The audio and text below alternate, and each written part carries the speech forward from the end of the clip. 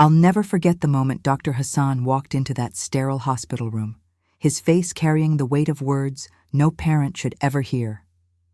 My son, my beautiful 7-year-old Leo, sat in that oversized hospital bed, his small fingers tangled in mine, his eyes still holding that innocent spark that hadn't yet understood the gravity of what was coming.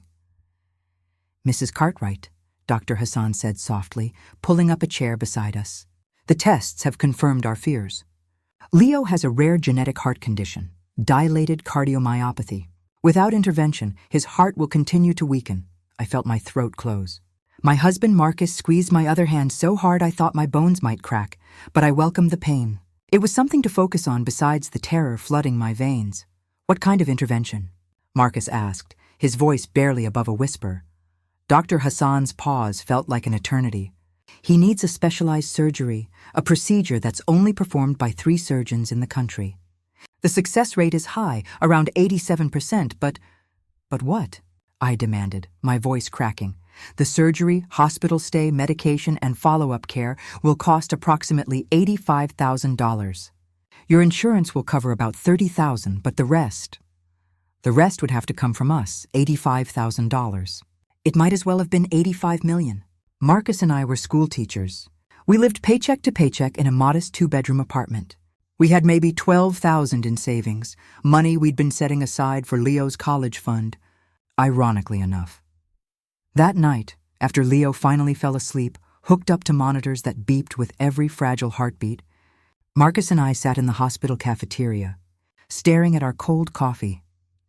"We'll figure this out," Marcus said, but his eyes told a different story. "We can take out loans, start a fundraiser, ask family. The word hit me like a punch to the gut, because immediately I thought of my parents. Richard and Patricia Monroe, my father, a retired executive. My mother, who hadn't worked a day in her life but lived in luxury. They had money. Real money, the kind of money that $85,000 wouldn't even dent. "I'll call them tomorrow," I said quietly. Marcus looked at me with something like pity. He knew my family. He knew how they'd treated me ever since I'd chosen to marry a simple schoolteacher instead of the wealthy lawyer they'd picked out for me.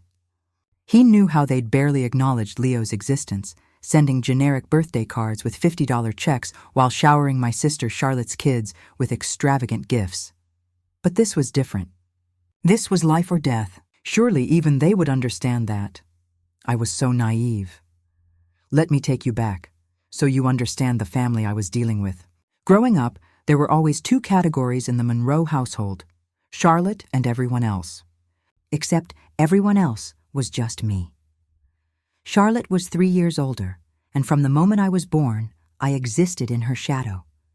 She was beautiful, pageant queen beautiful, with golden hair that cascaded in perfect waves and eyes like blue crystals. I was the awkward one, the bookish one with frizzy brown hair and glasses. Charlotte got into Princeton. I got a full scholarship to a state university, and you'd think I'd cured cancer by the lack of celebration. My graduation dinner was at Applebee's. Charlotte's was at a 5-star restaurant with 30 guests. When Charlotte married Brendan, a hedge fund manager, with a trust fund that could buy a small country, my parents spent over $200,000 on her wedding. $200,000. I'd seen the receipts because my mother couldn't help but brag about every detail. The imported flowers from Ecuador, the custom Vera Wang dress with hand-sewn crystals, the destination bachelorette party in Santorini, the ice sculpture that cost more than my car. When Marcus and I got married 5 years later, we had a small ceremony at a local vineyard. We paid for it ourselves, all $8,000 of it. My parents contributed $500 and left before the reception ended because my father had an early golf game. Charlotte had 3 kids, Vivian, Harper, and Jasper. They lived in a mansion in Connecticut with an actual tennis court. Their yearly family vacation to Europe cost more than Marcus and I made in 6 months combined. We had Leo, and he was worth more than all of it. But to my parents, he was just the grandson who reminded them that I'd married beneath my station, that I'd chosen love over status, happiness over wealth. Still, I told myself as I dialed my mother's number the next morning, this is different. This is Leo's life, darling. My mother's voice came through, light and airy. What a surprise. I was just telling your father about Charlotte's wonderful news. Mom, I need to talk to you about something serious. My voice was shaking. There was a pause. Is everything all right? No, it's not. It's Leo. He's sick, Mom, really sick. He needs heart surgery and, oh my goodness, heart surgery. That's terrible, sweetheart. I'll send some flowers to the hospital. Which one are you at? Mom, I don't need flowers. I need help. The surgery costs $85,000. Insurance only covers part of it. We don't have that kind of money. And if we don't do this surgery soon, Leo could... I couldn't say the word. Mom, I'm asking for help. I've never asked for anything, but I'm asking now. Please. The silence on the other end felt like falling into a frozen lake. $85,000? My mother's voice had changed, gone cold and calculating. Sweetheart, that's quite a lot of money. Your father and I, we're not exactly liquid right now. You know we just renovated the summer house and... Mom, I'm talking about Leo's life. I understand that, and it's heartbreaking, truly.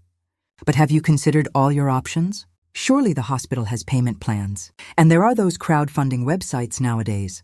I saw someone on Facebook raise quite a bit for... Are you seriously telling me to start a GoFundMe instead of helping your own grandson? Claire, don't take that tone with me. Her voice went sharp.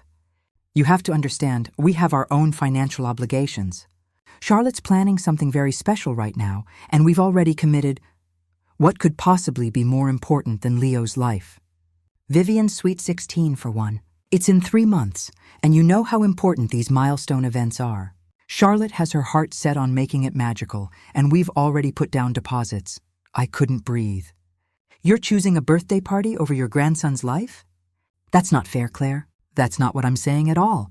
I'm simply explaining that we can't just produce $85,000 out of thin air. Perhaps if you give us some time...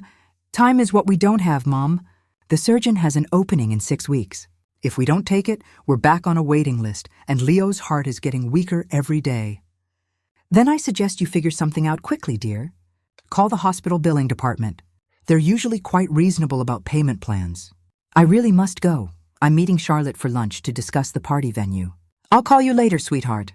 Give Leo my love. She hung up. I stood there in the hospital corridor, phone still pressed to my ear, listening to dead air, and I felt something crack inside my chest. Maybe it was my heart, breaking in solidarity with my son's. Marcus held me while I sobbed in that corridor. Nurses walked by, pretending not to notice, their faces holding that practiced sympathy that comes from seeing too much tragedy. We'll figure it out, Marcus kept saying. We don't need them. We never did, but we did need them. Or at least, we needed their money. Over the next week, Marcus and I became masters of financial desperation. We applied for every loan, every medical grant, every charity fund we could find. We started a GoFundMe that raised $8,000 from friends, colleagues, and strangers who had more compassion in their little fingers than my entire family had in their bodies. We sold everything we could. My engagement ring, the modest princess cut that Marcus had saved 3 months for, went to a pawn shop for $1,800. Marcus sold his beloved vintage guitar collection. We sold furniture, electronics, anything with value. We still came up $40,000 short. I called my parents 3 more times. Each call went to voicemail. My texts were answered with short, dismissive responses. Still looking into our options. These things take time. Have you tried calling the hospital financial aid office? Then, exactly 2 weeks after my first phone call, I opened Instagram, and there it was, a post from my mother's account. A photo of her and Charlotte, champagne glasses raised, standing in what looked like the ballroom of a luxury hotel. The caption made my blood run cold, so excited to be planning the event of the year with my beautiful daughter. Vivian's Sweet 16 is going to be absolutely magical. Venue, booked. Designer, hired. Budget, $230,000 and worth every penny for our precious granddaughter. Proud grandma, my Sweet 16. No expense, spared. Family, first, $230,000. For a birthday party, while my son was dying. I read it again. And again, and again. Each time, the number seemed to grow bigger, more obscene, more impossible to comprehend. Marcus found me on the bathroom floor, phone still in my hand, tears streaming down my face in silent rivers. "They're spending $230,000 on a Sweet 16, I whispered. $230,000. Marcus took the phone from my shaking hands. I watched his face as he read the post, watched his jaw clench, watched his eyes go dark with an anger I'd rarely seen in my gentle husband. "Claire," he said slowly, carefully, like he was diffusing a bomb. "I need you to listen to me very carefully. These people, your parents, your sister, they are not your family. They stopped being your family the moment they chose a party over Leo. Do you understand?" I nodded, but I didn't understand. Not really. Because how do you understand that kind of cruelty? How do you process that level of rejection? "We're going to save Leo," Marcus continued. "We're going to do whatever it takes. But you need to let them go. You need to cut them out like the cancer they are." He was right. But what Marcus didn't know, what I was only beginning to realize, was that I wasn't going to just cut them out. I was going to make them pay. The surgery was scheduled for 6 weeks away. We were running out of time and options. I took a leave of absence from teaching, spending 18 hours a day by Leo's bedside while Marcus worked double shifts, tutoring on weekends, doing anything to scrape together money. Leo was getting weaker. The vibrant little boy who'd loved soccer and superhero movies now got tired walking from his bed to the bathroom. His lips had started taking on a bluish tint. Sometimes he'd clutch his chest, his small face scrunching in pain, and I'd hit the call button for the nurse while trying to keep the terror out of my voice. "It's okay. Baby," I'd whisper, stroking his hair. "Mommy and Daddy are going to fix this, but we were $38,000 short." $38,000 stood between my son and his future. 3 weeks before the surgery, Charlotte called. "Claire, oh my God, I heard about Leo. Mom just told me. I've been so busy with party planning that I totally lost track. How is he?" Her voice was bright, cheerful, like she was asking about a cold instead of a life-threatening condition. "He's dying, Charlotte. He's literally dying, and we can't afford the surgery that would save him." "Oh, that's so awful. I can't even imagine what you're going through. I'll definitely donate to your GoFundMe. I'll throw in like $500. $500. From a woman who was spending $230,000 on a birthday party. "Charlotte, I need more than $500. I need you to talk to Mom and Dad. I need you to help me convince them to help us." She laughed. Actually laughed. "Claire, they're already maxed out on their budget right now. Like between Vivian's party and the renovations and their trip to Dubai next month." "They're going to Dubai?" "Oh, yeah, didn't they tell you? Dad has some business thing, but they're tacking on 2 weeks at that 7-star hotel. You know the one. Charlotte." My voice came out like a growl. "My son is dying. Do you understand what that word means? Dying. While you plan parties and Dubai trips and spend enough money to save 3 kids like Leo on a birthday party for a spoiled teenager who probably doesn't even appreciate it." "Wow, okay." "That's really unfair, Claire. Vivian is not spoiled. She's worked very hard for her achievements, and she deserves to be celebrated. And honestly, this attitude? This is probably why Mom and Dad have been distant. You've always been so jealous of what I have, and it's really toxic." Something in me snapped. "You want to know what's toxic, Charlotte? Spending $250,000 on a party while your nephew dies. That's toxic. Choosing champagne and designer dresses over a child's life. That's toxic. And you know what the worst part is? You don't even see it. You're so wrapped up in your bubble of privilege that you can't even recognize how absolutely monstrous you've all become. I don't have to listen to this. You're right. You don't. You can go back to your mansion and your perfect life and your lavish party. And when Leo dies because we couldn't afford to save him, you can all have a moment of silence at the Sweet 16 before cutting into your $1,000 cake." I hung up. My hands were shaking. My heart was racing. But underneath the anger and pain, something else was growing. A plan.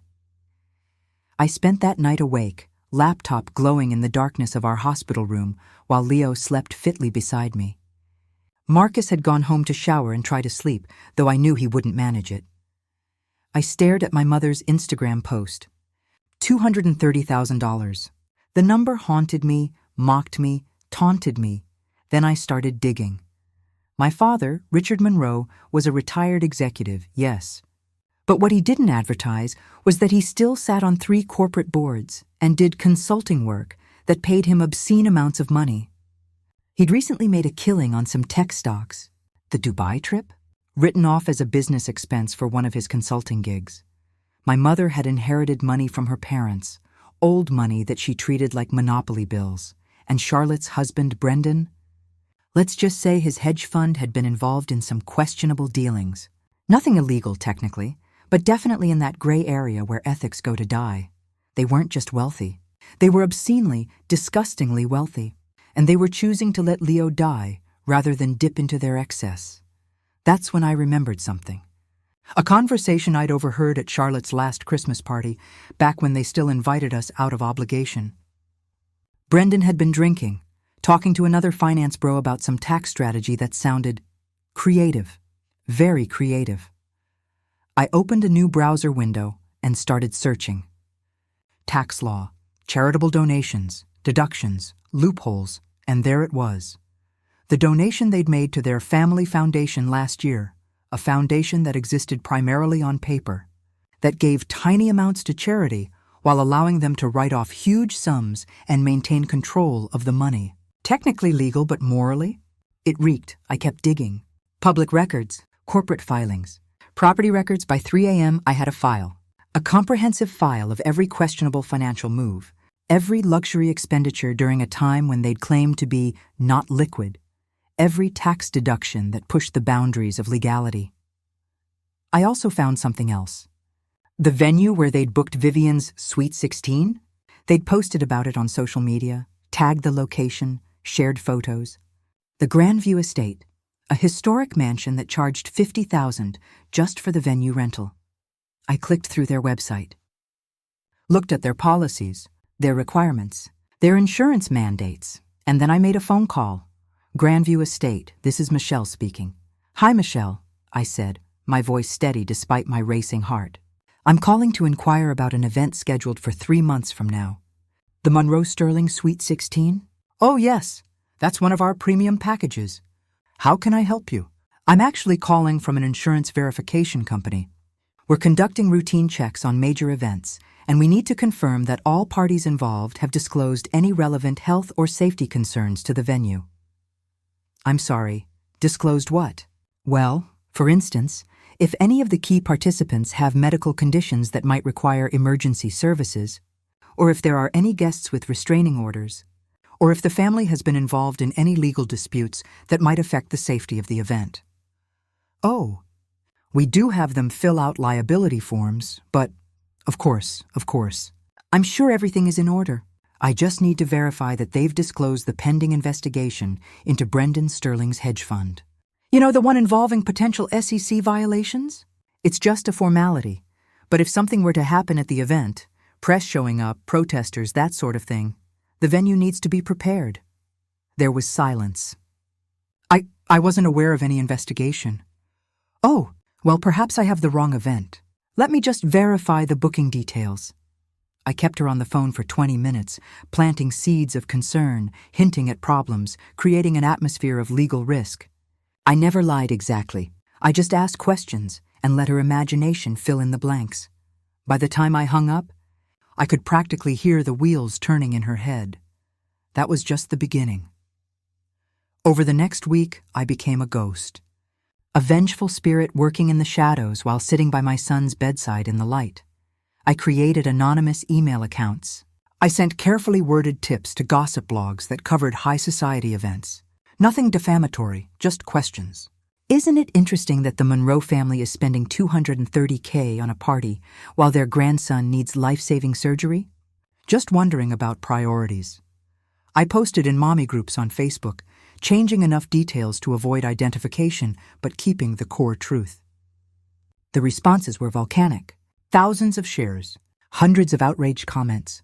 News sites picked it up as a trend piece about wealth inequality and family priorities. I sent anonymous packages to my mother and Charlotte. Inside each, a copy of Leo's medical bills, a printout of my mother's Instagram post about the Sweet 16 budget, and a single sentence on a card. How do you sleep at night?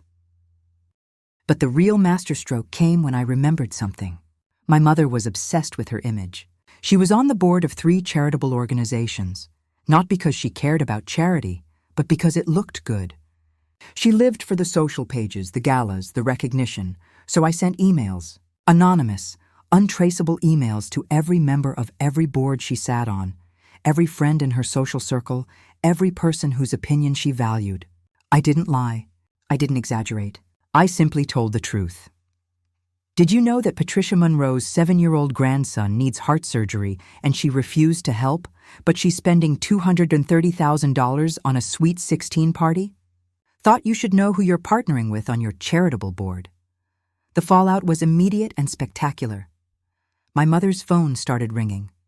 Friends calling to check in, their voices dripping with judgment. Board members requesting emergency meetings to discuss her continued involvement. The venue started asking uncomfortable questions about publicity and media presence. Charlotte called me, hysterical.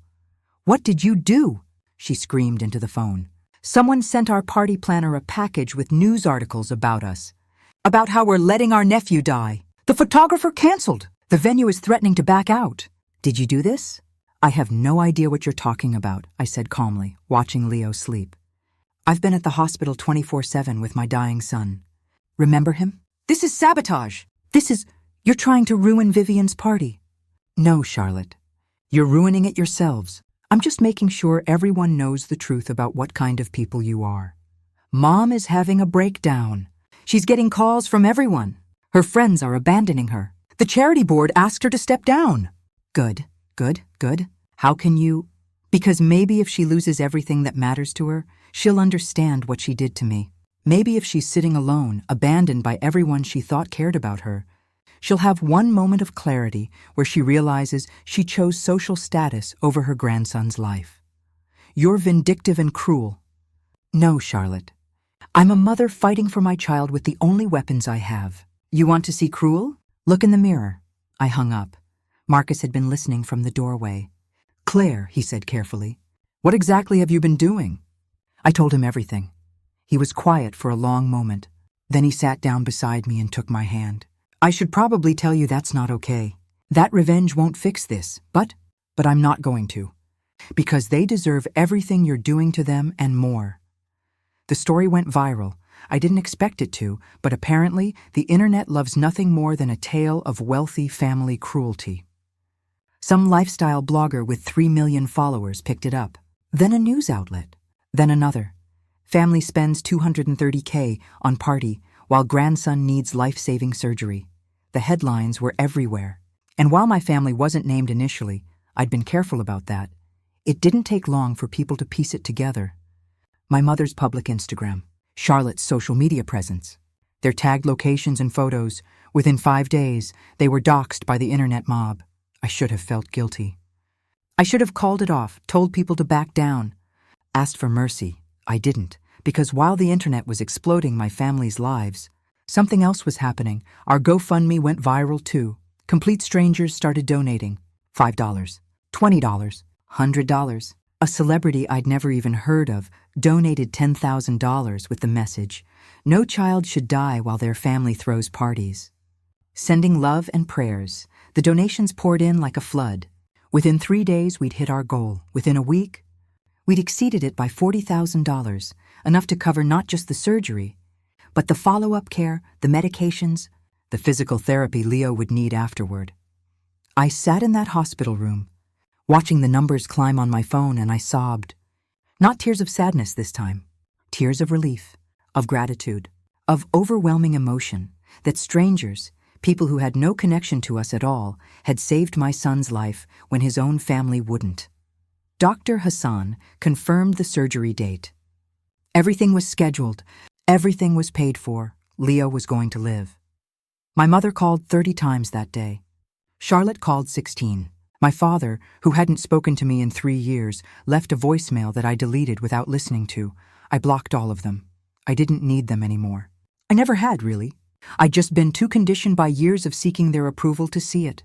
But now I saw them clearly, and they were nothing.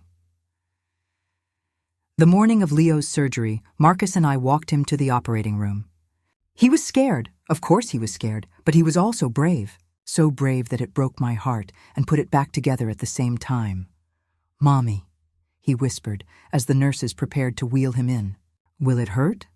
"You'll be asleep, baby. You won't feel anything. And when you wake up, Mommy and Daddy will be right there." "And then I'll be fixed?" Fixed. Such a simple word for such a complex procedure. But to a 7-year-old, that's what it was. "Yes, baby. Then you'll be fixed. And I can play soccer again?" "You'll play all the soccer you want." He smiled. That beautiful, gap-toothed smile that I'd been terrified I might never see again. They wheeled him through the double doors. The surgery was expected to take 6 hours. Those were the longest 6 hours of my life. Marcus and I sat in the waiting room, holding hands so tightly our knuckles went white. We didn't talk much. What was there to say? All we could do was wait and hope and pray to any God that might be listening. Around hour 4, my phone buzzed. A text from an unknown number. "Claire, it's your mother. Please call me. We need to talk about all of this. What's happening online is getting out of control. People are threatening us. We've had to hire security. Your father's business reputation is being affected. Charlotte is in therapy. This has gone too far. I know you're angry, but this is excessive. We're still family." I stared at that message. "Read it 3 times. Then I typed back, "You chose not to be my family when you let my son die for a party. You made your choice. Now live with it. Don't contact me again." I blocked the number. 30 minutes later, Dr. Hassan emerged from the operating room. He was smiling. "The surgery was a complete success," he said. "Leo's heart is responding beautifully. He's in recovery now, and he's stable. He's going to be just fine." I collapsed into Marcus's arms, sobbing so hard I thought I might break apart. But these were good tears. These were tears of relief and joy and gratitude and every positive emotion that exists. Leo was going to live. My son was going to live. Leo's recovery was remarkable. Within 2 weeks, color had returned to his face. Within a month, he was walking around the hospital floor, charming nurses and doing physical therapy with determination that amazed everyone. The extra $40,000 from the GoFundMe meant we could focus entirely on his recovery without drowning in debt. We could afford the best medications, the best follow-up care, the best everything, and all while my family's world continued to crumble. The Sweet 16 was canceled. The venue backed out, citing liability concerns and media attention incompatible with their brand. The photographer, the caterer, the designer, they all pulled out. Some refunded deposits, some didn't. My mother was asked to resign from all 3 of her charity boards. The official reason was pursuing other interests, but everyone knew the truth. My father's consulting contracts dried up. Turns out corporations don't love being associated with people who trend on Twitter for family cruelty. Charlotte's social media presence, which she'd carefully curated as a lifestyle brand, became toxic overnight. Brands stopped sending her free products. Her sponsored posts dried up. She went from 1,000 new followers a week to losing hundreds a day. And Vivian? The girl whose Sweet 16 had cost my family their reputation? She was devastated, not because she didn't get her party, kids are resilient, they move on, but because her parents' obsession with appearances had imploded their lives in spectacular fashion. I didn't feel bad for them. I didn't feel guilty. I felt nothing. Because while they were dealing with their self-inflicted consequences, I was watching my son thrive. I was seeing color return to his cheeks. I was hearing him laugh again. I was planning his 8th birthday party, a modest celebration at a local park that would cost maybe $300 and would mean everything. 2 months after Leo's surgery, I received a letter. Actual snail mail, addressed in my mother's handwriting. For a moment, I considered throwing it away, unopened. But curiosity won. Inside was a 3-page letter. I'll spare you most of it. It was full of justifications, explanations, and requests for understanding. But the last paragraph stuck with me. Claire, I know you think we're monsters. Perhaps you're right. I've spent these months in therapy, trying to understand how we let things get so bad. Your father and I have decided to liquidate some assets and set up a trust fund for Leo, for his future medical needs, education, whatever he requires. It's the least we can do. We're not asking for forgiveness. We don't deserve it. But we want you to know that we're trying to be better. We lost sight of what matters, and we've paid the price. I hope someday you can let Leo know that his grandparents, despite our failures, do love him, even if we forgot how to show it. Attached was documentation for a trust fund. $200,000. I should have torn it up. Should have sent it back. But I didn't, because that wasn't my parents trying to buy forgiveness. That was them finally understanding what they'd done. That was them sitting in the ruins of their social empire, stripped of everything they'd valued, and realizing too late what actually mattered. I put the documents in a folder. I'd decide later what to do with it. Maybe I'd accept it for Leo. Maybe I wouldn't. But right now, it didn't matter. What mattered was that Leo was healthy. Leo was happy. Leo was alive. 6 months after Leo's surgery, life had found a new normal. Leo was back in school, playing soccer with his friends, living the life of a healthy 8-year-old. His scars, both the physical one on his chest and the emotional ones from his hospital stay, were healing. Marcus and I had moved to a new apartment, bigger than our old one, paid for partially by what remained of the GoFundMe excess after we donated $10,000 to a children's heart health charity. We'd also started a support group for parents dealing with childhood medical crises, helping them navigate the maze of insurance, bills, and emotional trauma. I'd gone back to teaching, but something had changed in me. I was sharper now, less willing to accept injustice, more likely to speak up when I saw something wrong. My students noticed. My colleagues noticed. I'd survived the worst thing a parent can face, and it had forged me into someone stronger. Charlotte tried to reach out once. A long email about how she'd been doing a lot of self-reflection, and how she finally understood what I'd gone through. She wanted to rebuild our relationship and let her kids get to know their cousin. I never responded. Some bridges, once burned, can't be rebuilt. And some bridges aren't worth rebuilding. My parents kept their distance, though the trust fund remained untouched in Leo's name. I'd decided to leave it for him. When he turned 18, he could decide what to do with it. It was his money in a way. He'd paid for it with his suffering. But the real change was in how I saw family. Family wasn't blood. Family wasn't obligation. Family was the people who showed up when it mattered. It was Marcus, working 18-hour days to help save our son. It was the thousands of strangers who donated their hard-earned money to save a child they'd never meet. It was Leo's teachers, who visited him in the hospital and brought his homework so he wouldn't fall behind. It was our neighbors, who organized meal trains and offered to help in any way they could. That was family. And my blood relatives? They were just people who shared my DNA. Nothing more. 1 year after Leo's surgery, I took him to his follow-up appointment with Dr. Hassan.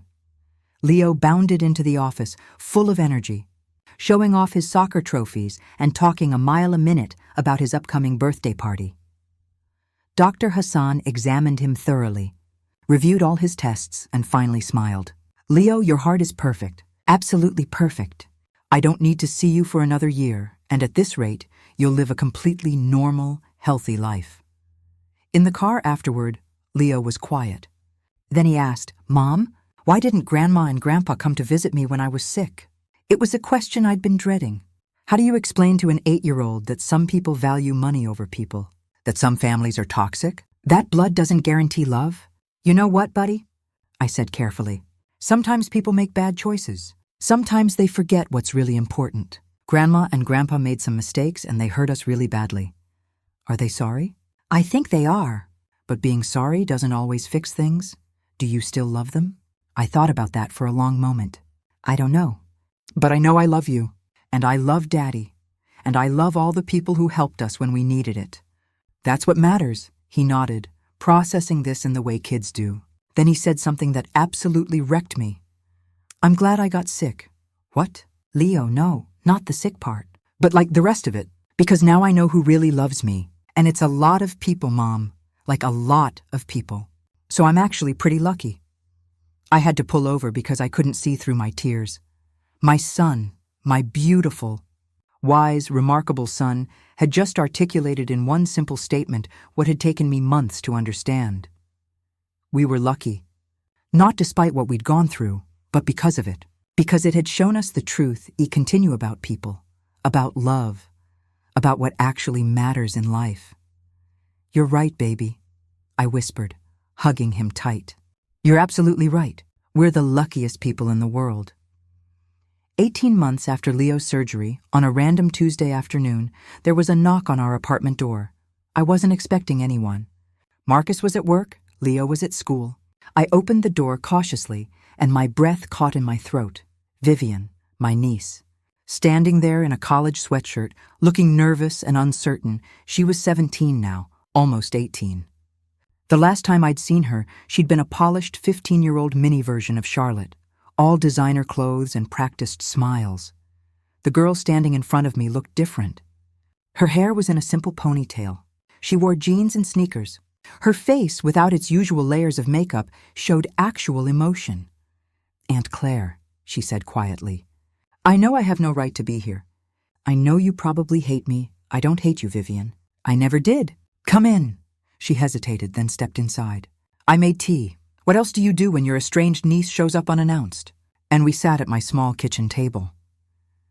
"I'm taking a gap year before college," she started, her hands wrapped around the mug like she needed something to hold on to. "I've been in therapy, a lot of therapy, and I wanted to come here and apologize for everything. You don't need to apologize. You were 15. None of this was your fault. But it was about me. That party. All that money. I didn't even want it, Aunt Claire. Not like that. I wanted a normal birthday with my friends, maybe rent out a restaurant or something. But Mom and Grandma, they made it into this thing, this massive thing, and I went along with it because I didn't know how to say no." She was crying now, tears streaming down her face. When everything fell apart, when I found out why, when I learned about Leo and the surgery and what they'd refused to help with, I got so sick I couldn't eat for a week. I kept thinking, what if that was me? What if I was the one dying? Would they have chosen a party over my life? Vivian, and I realized they might have. If it came down to their image versus my life, I honestly don't know what they'd choose. That's when I knew I had to get away from them. "I'm working now, Aunt Claire. I got a job at a bookstore. I'm paying my own rent in a tiny studio apartment. I'm figuring out who I am when I'm not trying to be the perfect granddaughter, the perfect daughter, the perfect everything they wanted me to be." She looked at me with red-rimmed eyes. "I just wanted you to know that I see it now. I see how wrong it all was. And I wanted to ask about Leo. Is he okay?" I showed her pictures. Leo playing soccer. Leo at his birthday party. Leo healthy and happy and thriving. She cried harder. "I'm so glad. I'm so glad he's okay. I donated to the GoFundMe, you know. I gave everything I had in my savings account. It was only $800, but I wanted to help." Mom and Dad didn't know. They would have been furious. "Vivian, that was incredibly brave. It wasn't enough. It'll never be enough to make up for what they did, what we all did by not standing up to them harder. You were a child caught in a toxic system. You're breaking free from it now. That takes more courage than most people ever have to show." We talked for 2 hours. She told me about her siblings. Harper was starting to rebel too, questioning everything. Jasper was still young, still under their influence. But maybe there was hope for him too. She told me about how Charlotte and Brendan's marriage was crumbling, how my father's health was declining, how my mother had become a shell of herself, haunted by social exile and guilt. "Do you feel bad for them?" Vivian asked. "For what happened?" I thought about it carefully. I feel bad that they're suffering. I'm not a monster. I don't take pleasure in anyone's pain. But do I feel responsible? No, they made their choices. They valued the wrong things, and they paid the price. That's not on me. Do you think you'll ever forgive them? I don't know. Maybe someday. But forgiveness doesn't mean reconciliation. I can forgive them for my own peace while still maintaining boundaries that protect me and my family. Vivian nodded slowly. That's really mature. It's really therapy, I corrected with a small smile. I've been going twice a week. Turns out, almost losing your child while being betrayed by your family creates some trauma that needs unpacking. She laughed, a real, genuine laugh. Can I meet Leo sometime? I know I don't deserve to, but I'd really like to know my cousin. I considered it. This girl had traveled across state lines to apologize, had broken free from her family's toxic patterns, was actively working to be better. Let me talk to Marcus, I said. And Leo, he gets a say in this too.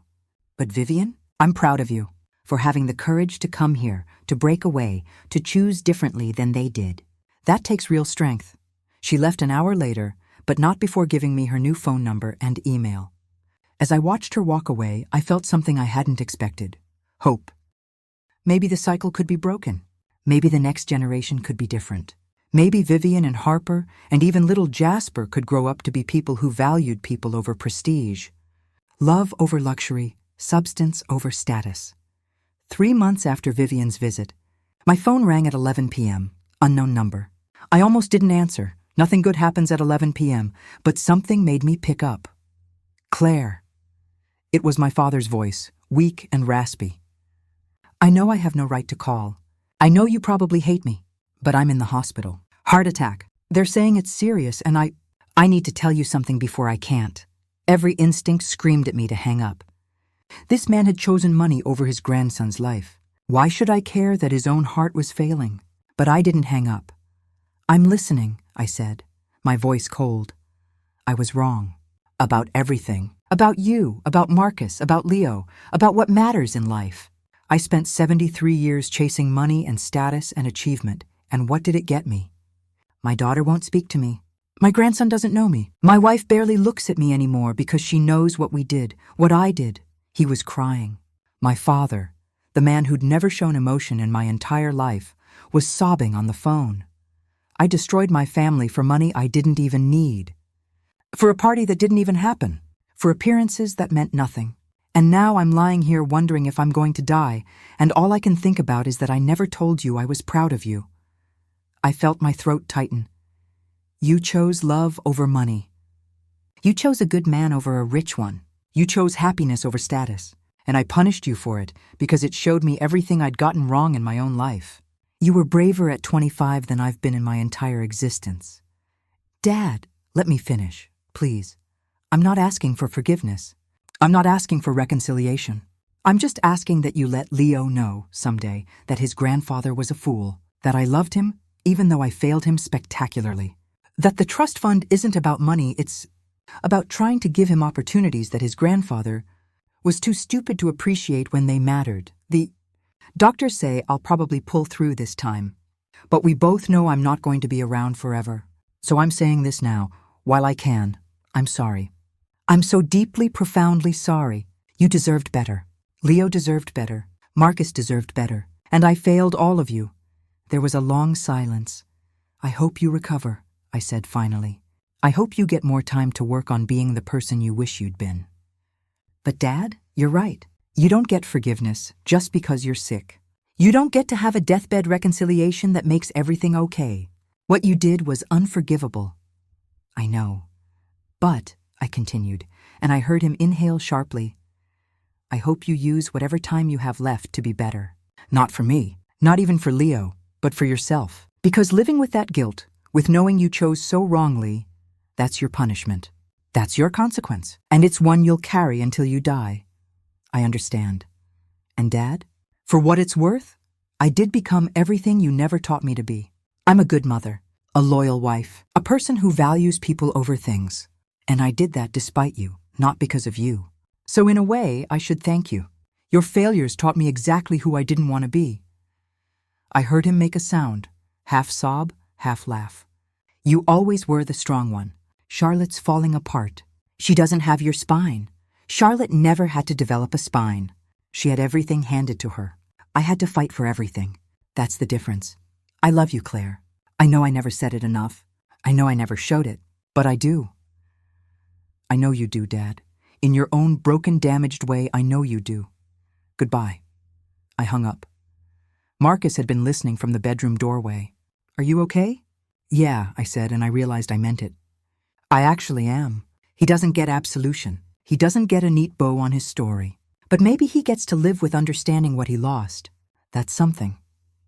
2 years after Leo's surgery, we received an invitation. Charlotte was getting divorced. She'd sold the mansion, downsized to a normal house, and was apparently finding herself through yoga and journaling. The invitation wasn't to a party. It was to a small gathering at her new place. Just family. She wanted to apologize properly, face to face. I almost threw it away. Almost. But Leo, now 9 years old and wise beyond his years, saw it. Is that from Aunt Charlotte? Yes. Can we go? I want to meet my cousins. Vivian talks about them all the time. Vivian. She'd become a regular presence in our lives over the past year, tentative at first but growing closer. She was in college now, studying social work, determined to help kids from dysfunctional families. She'd brought Leo birthday presents. She'd come to his soccer games. She'd earned her way back into our lives through consistency and genuine change. You really want to go? I asked Leo. Yeah, they messed up really bad. But people can change, right? Vivian changed. Maybe they can too. Out of the mouths of babes. So we went. Charlotte's new house was modest by her old standards, a 3-bedroom colonial in a normal neighborhood.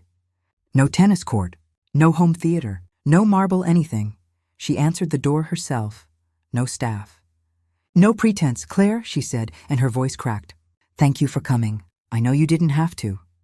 Leo wanted to meet his cousins, I said simply. Harper, Jasper, and Charlotte's kids were there. They were surprisingly normal, playing video games, laughing, acting like regular kids instead of the mini socialites I remembered. Charlotte pulled me aside while the kids played. I owe you an apology that words can't really cover. What I did, standing by and letting it happen, it was monstrous. I was so caught up in Mom and Dad's world, in keeping up appearances, in the lifestyle, that I forgot to be a human being. What changed? I asked. Brendan and I split.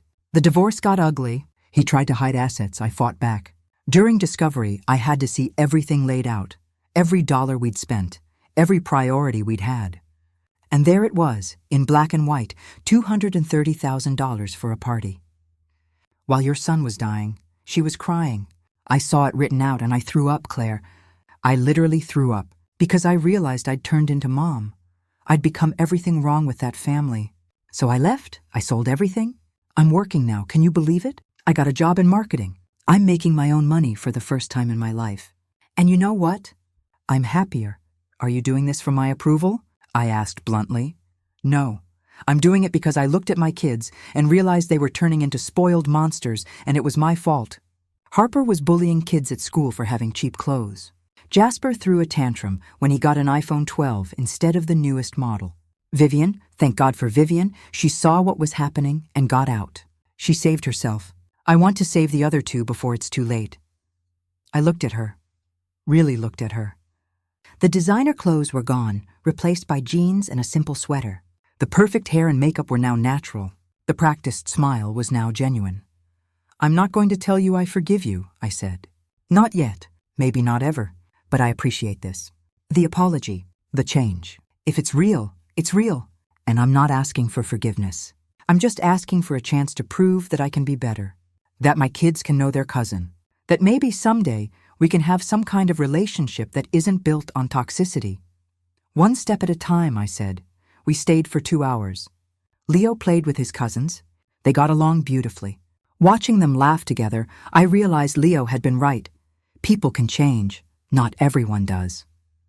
But some people, when they hit rock bottom hard enough, find the strength to climb back up as someone better. 3 years after Leo's surgery, I stood in a conference room full of parents, social workers, and medical professionals. We'd turned our support group into a nonprofit, the Leo Foundation, dedicated to helping families facing catastrophic medical expenses for their children. We'd helped 17 families so far. Raised over $600,000, connected parents with resources, emotional support, and practical help, and I was giving a speech at our annual fundraiser. 3 years ago, I told the crowd, I learned that family isn't about blood. It's about who shows up. My son needed heart surgery that cost $85,000. My family, my wealthy family, refused to help. They were busy spending $230,000 on a Sweet 16 party, the crowd murmured. Some had heard the story. Some hadn't. I was angry. I was devastated. I wanted revenge. And honestly, I got it.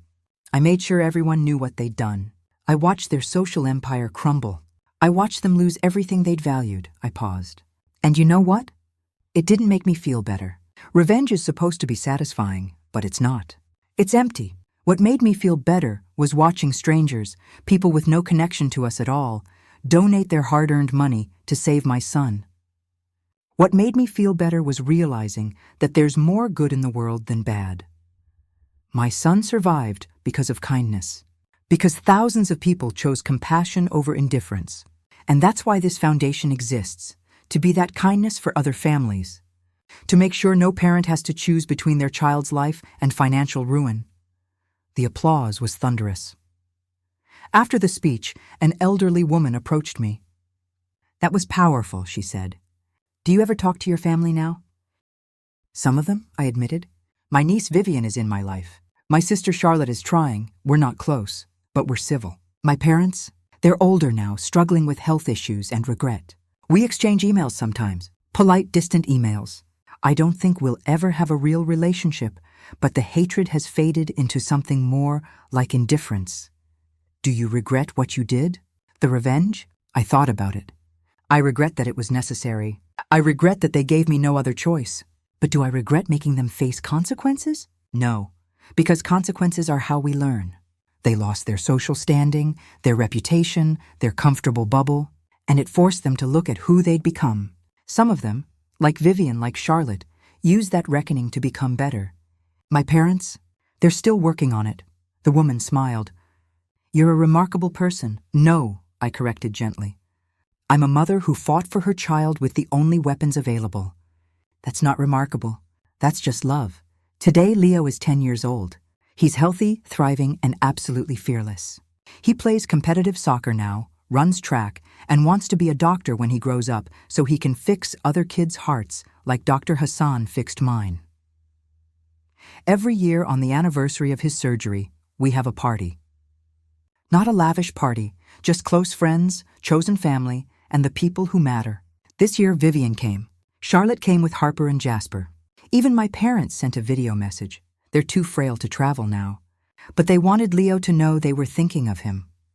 I watched Leo blow out his candles, surrounded by people who love him, and I felt something I hadn't felt in years. Peace. Not because everything was perfect. Not because all wounds were healed, but because we'd survived. We'd come through fire, and instead of being destroyed, we'd been forged into something stronger. The trust fund my parents set up for Leo is still there. We've never touched it. We've decided that when Leo turns 18, he can choose what to do with it, keep it, donate it, use it for college. It's his decision, because this story was never really about money. It was about values, about priorities, about what we choose to treasure. My parents chose status and appearances. They paid for it with their relationships, their reputation, and their peace of mind. I chose my son, and I'd make that choice 1,000 times over. Some people ask me if I feel vindicated, if I feel like justice was served. The truth is, I don't think about my family's downfall much anymore. It's not that I've forgiven them. Forgiveness is complicated, and I'm still working through it. It's that I've moved on. I've built a life so full of love and purpose that there's no room for bitterness.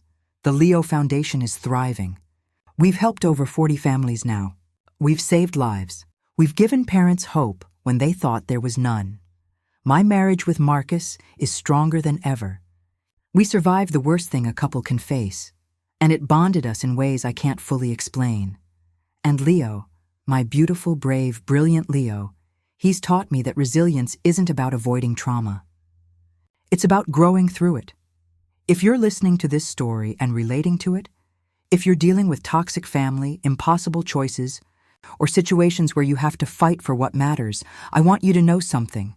You're not alone. Family isn't supposed to hurt you. Family isn't supposed to make you choose between their approval and your child's life. Family isn't supposed to value money over people, and if your family does those things, they're not your family. Not really. Build your own family. Find your people. Surround yourself with those who show up, who care, who choose you when it matters. And if you have to fight, if you have to stand up against people who should love you but don't know how, then fight. Fight with everything you have, because some things are worth fighting for. Your children are worth fighting for. Your values are worth fighting for.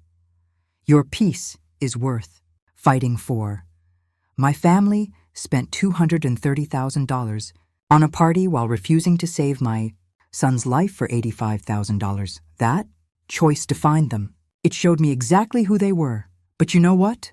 Thousands of strangers spent their hard-earned money, $5 here, $20 there, to save a child they'd never meet. That choice defined them too. It showed me that there's more kindness in the world than cruelty, and my choice, to fight, to expose, to refuse to accept their cruelty silently, that defined me. It showed me that I'm stronger than I knew, braver than I believed, and unwilling to let injustice go unchallenged. So to everyone listening, choose wisely. Choose love over status. Choose people over possessions. Choose courage over comfort, because at the end of your life, you won't remember the parties you threw or the money you spent or the image you maintained. You'll remember who you loved and who loved you back. You'll remember the moments that mattered. You'll remember what you stood for. When it was hard to stand, my son is alive today because I stood, because I fought, because I refused to accept that money mattered more than his life. And every single day when I see him laugh, when I watch him play, when I hear him dream about his future, I know I made the right choice. They chose a party, I chose my son, and that makes all the difference.